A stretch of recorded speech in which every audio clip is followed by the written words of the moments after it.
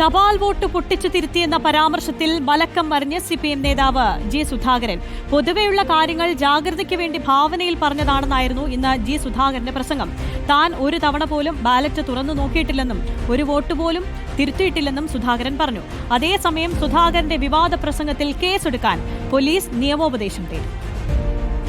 1989 parliament തെരഞ്ഞെടുപ്പിൽ ഇടത് സ്ഥാനാർത്ഥിയായി KV ദേവദാസ് ആലപ്പുഴയിൽ മത്സരിച്ചിരുന്ന ഘട്ടത്തിൽ ലഭിച്ച പോസ്റ്റൽ വോട്ടുകൾ CPIM ജില്ലാ കമ്മിറ്റി ഓഫീസിൽ വെച്ച് പരിശോധിച്ചുവെന്നും തിരുത്തൽ വരുത്തിയെന്നുമായിരുന്നു ഇന്നലത്തെ പ്രസംഗം.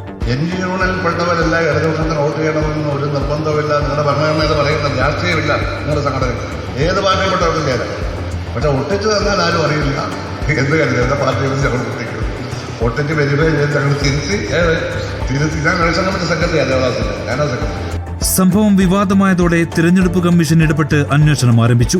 അമ്പലപ്പുഴ തഹസിൽദാർ K. അൻവർ പുന്നപ്രയിലെ ജി സുധാകരന്റെ വസതിയിലെത്തി മൊഴി രേഖപ്പെടുത്തി. ഇപ്പം മൊഴിയെടുക്കാനാണ് പറയാൻ അന്വേഷണത്തിന്റെ ഭാഗമായിട്ട് ആദ്യം മൊഴിയെടുക്കാനായിട്ട് പറഞ്ഞു. മൊഴിയെടുത്തിട്ടുണ്ട്. മണിക്കൂറുകൾക്കകം കടകരപ്പള്ളിയിൽ നടന്ന CPI ലോക്കൽ സമ്മേളന പരിപാടിയിൽ ജി സുധാകരൻ തന്റെ പ്രസംഗത്തിൽ തിരുത്തുവരുത്തി.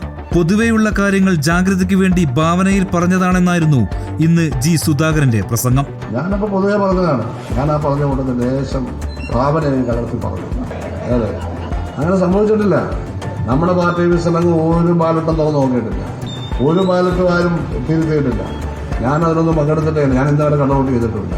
തെരഞ്ഞെടുപ്പ് കമ്മീഷൻ അന്വേഷണം ആരംഭിച്ചതിന് പിന്നാലെയാണ് തിരുത്തുമായി സുധാകരൻ രംഗത്ത് വന്നത്. അതേസമയം സംഭവത്തിൽ പരാതി ലഭിച്ച ആലപ്പുഴ സൗത്ത് പോലീസ് കേസെടുക്കുന്ന കാര്യത്തിൽ ഡെപ്യൂട്ടി ഡയറക്ടർ ഓഫ് പ്രോസിക്യൂഷനോട് നിയമോപദേശം തേടി. റിപ്പോർട്ടർ, ആലപ്പുഴ.